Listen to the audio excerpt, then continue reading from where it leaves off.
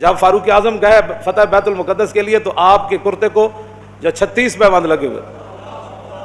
ظاہر بات ہے جب کیسر و کسرا بھی فتح ہوئے تو اوپر بیٹھنے والے حکمران نے جو کرتا پہنا ہوا تھا اس کو پیوند لگے ہوئے تھے، اور ایک ہی سواری لے کر مدینہ منورہ سے چلے اور اپنے غلام کو فرمایا کہ بھائی بیت المال کی سواری ہے تو دو تو ہم لے نہیں سکتے تیرے لیے علیحدہ، ہاں یہ ہو سکتا ہے کہ میں تجھے سوار کر کے پیدل خود چلوں گا، جب تو تھک جائے گا نا تو میں تجھے اوپر سوار کر دوں گا، پھر عمر اونٹ کی نکیل پکڑ کر پیدل چلیں گے. باتیں کرتے ہیں اسلام کے.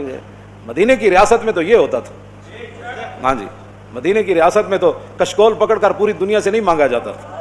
اب وہ آ رہا ہے تو ہمیں ڈالر دے گا تو ایسے ہوگا، اب وہ آ رہا ہے تو ہمیں ڈالر. کون دیتا ہے؟ دینے کو منہ چاہیے، دینے والا ہے سچا. ہاں مجھے کوئی بتایا کہ مدینے کی ریاست میں کشکول پکڑا گیا، تو جب نہیں پتا مدینے کی ریاست کیسی تھی تو مدینے کی ریاست کا نام ہی نہ لو.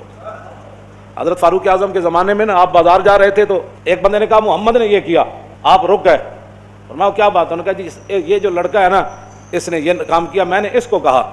آپ نے اس لڑکے کو، وہ لڑکا نہیں تھا جوان تھا، یعنی جوان بچہ تھا، آپ نے اس کو بلا لیا. آپ نے فرمایا آئندہ عمر کے کان یہ نہیں سن سکتے کہ حضور کا نام آئے کہ محمد اور پھر آگے کوئی یہ کہے کہ اس نے یہ کیا، یا اپنا نام بدل یا اپنا کردار بدل. عمر یہ نہیں سن سکتا. یہ بات یہ ہے کہ جب آپ اس طرح کی باتیں کرتے ہیں تو آپ کیا سمجھتے ہیں کہ ہم نے دین نہیں پڑھا ہوا؟ لیکن اتنا ضرور پڑھا ہوا ہے کہ رسول اللہ صلی اللہ علیہ وسلم نے 10 سال حضور نے خود کیسے حکومت فرمائی. کیوں جی؟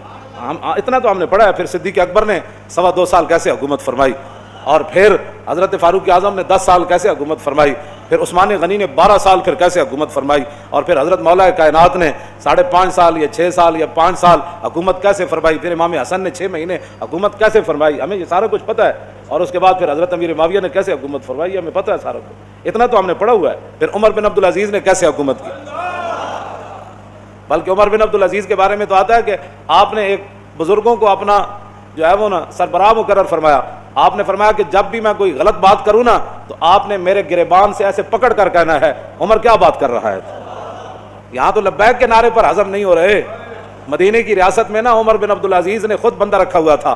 فرمایا کہ عمر اگر غلط بات کرے نا تو نے عمر کے گریبان کو پکڑنا ہے اور پکڑ کر کہنا ہے عمر یہ کیا کام کر رہا ہے. حالانکہ عمر بن عبدالعزیز تو جو ہے وہ 5ویں خلیفہ راشد ہیں اہل سنت کے نزدیک. وہاں تو کوئی بات ہی نہیں ہے. یہاں صرف مولانا تقریر کیوں کی، اس پر پرچہ کٹ جاتا ہے.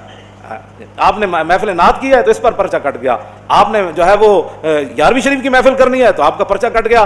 آپ نے اپنے ابا جان کا کل کرنا ہے تو سپیکر کی آواز باہر چلی گئی. تو یہ بھی کوئی بات ہے جو تم کر رہے ہو؟ تم کیا سمجھتے ہو کہ اس سے تمہاری غنڈہ گردی چل جائے گی؟ پاکستان تمہاری غنڈہ گردی کے لیے نہیں بنا، پاکستان رسول اللہ کے دین کو تخت پر لانے کے لیے بنا.